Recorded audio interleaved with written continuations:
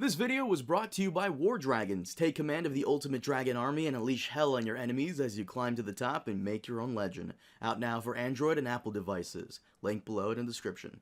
What's going on, guys? Carmine here, and it's been a while. If you're wondering where I've been, well then, I'll just leave that in the comments section below. But Game of Thrones Season 7 has been over for quite a while now, and this review has been a long time coming. By now, I've probably seen Season 7 about, 3 times, maybe?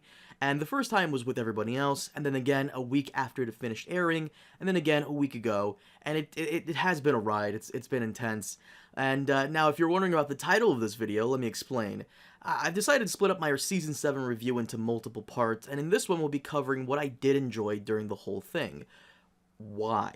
Well, let's be honest for a minute here. Season 7 was one of the most divisive seasons of Thrones thus far. I've had dozens of people messaging me and commenting on how much they hated an episode or just flat out loved it.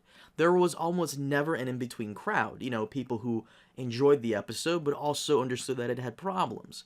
There were people that, felt that way, but not a lot. In fact, at this point, I'm convinced almost everybody watching right now, a big group of people, just watch it just to either hate on it, and some just watch it just to love it no matter what, even if it wasn't that great.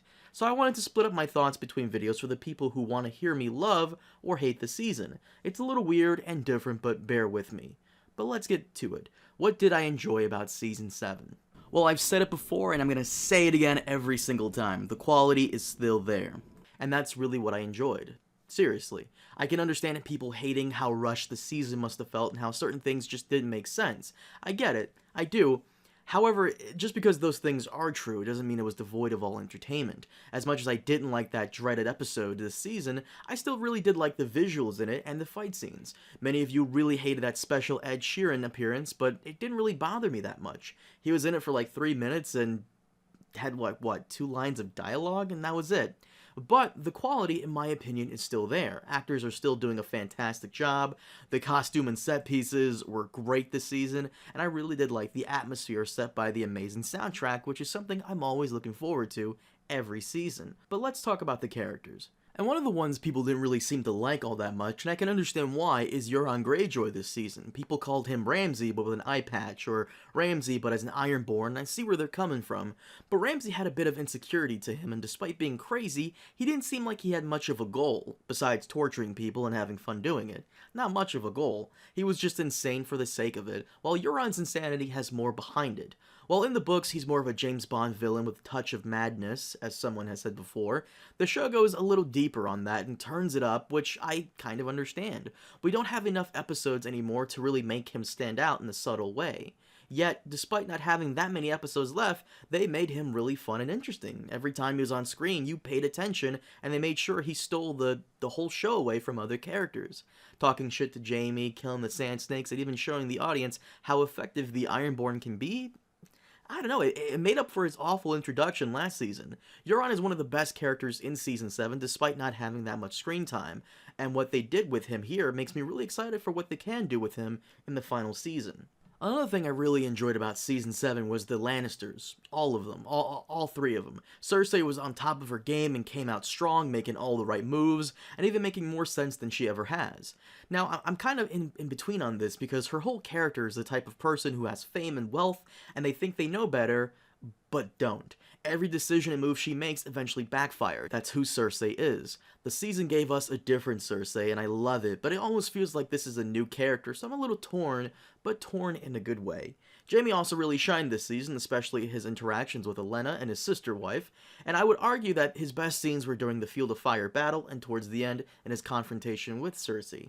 And as for Tyrion, holy shit, a huge step up from Season 6 where all he did was give out one-liners you expect to see on a t-shirt and make bad jokes. I love that he subconsciously fed Dany bad advice to spare her siblings' death by dragonfire, and how he was also at odds with her throughout the whole thing.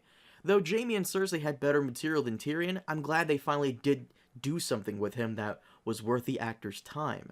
Overall, the Lannisters are my pick for the best house this season, hands down. Now, another thing I didn't expect to enjoy this season and was thoroughly surprised was the secondary characters we got.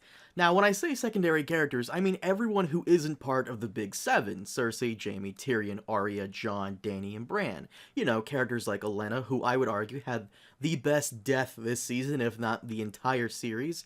The Hound and the Brotherhood during their dreaded episode, you know, the first half of that were amazing. I love their banter. And hell, I'll even go as far as to say the Sand Snakes. That's, you heard me correctly.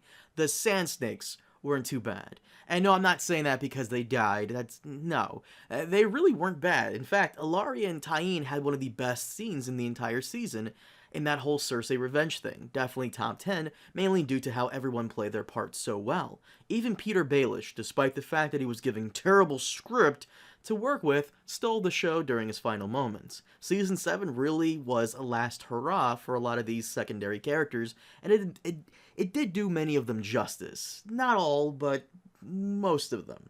Now, as for Jon and Dany, hold on, give me a minute. I'll try my best with this one, because they weren't too bad, you know. We give them a lot of flack, but they weren't too bad. Jon and Dany are, like, they're seen as the main attraction of the season, and I will say, I did like their first meeting. It was done exactly how I expected them to do it. It was fine, no major complaints there. I really did enjoy Jon Snow in the first half of the season. His arguments with Sansa and dealing with the bastard battle fallout gave me that taste of northern politics that I wanted, and his Fellowship of Winter scenes were pretty great too. Dany also had her moments. The first episode ending with her arrival was a good way to introduce her character to Westeros. Her conflict with Tyrion and the other Lannisters were also interesting as well. And that's all I have to say about those two in terms of positivity. But Season 7 overall wasn't bad. It was a huge step up from Season 6, and it did what it needed to do, set up the series finale in a big way, and I appreciate it. Season 7 was entertaining, and it did keep me interested, especially all the battles and strategy, which I always love. Hell, I'll even say that characters whose scenes I'd normally skip through weren't too bad either. Missandei and Grey Worm were kept to a minimum, and even Samwell's scenes were okay, just don't eat anything during them. Holy shit. Somehow I made that mistake again on the third watch through. Like, what's wrong with me? But I would argue that most of the episodes were fantastic, and the quality, though not in some places, is still there. But guys, thank you so much for watching. Let me know what you enjoyed about Season 7. Try to be positive though, because the negative stuff, we have to save that for the next video, which I will try to make as equal in length as this one, but no promises. Also, definitely check out War Dragons. It's a fun game, out now for iOS and Android. I'll leave a link in the description below. You won't regret checking it out. But once again, guys, thank you so much for watching, and I'll see you all next time. Baba Booey.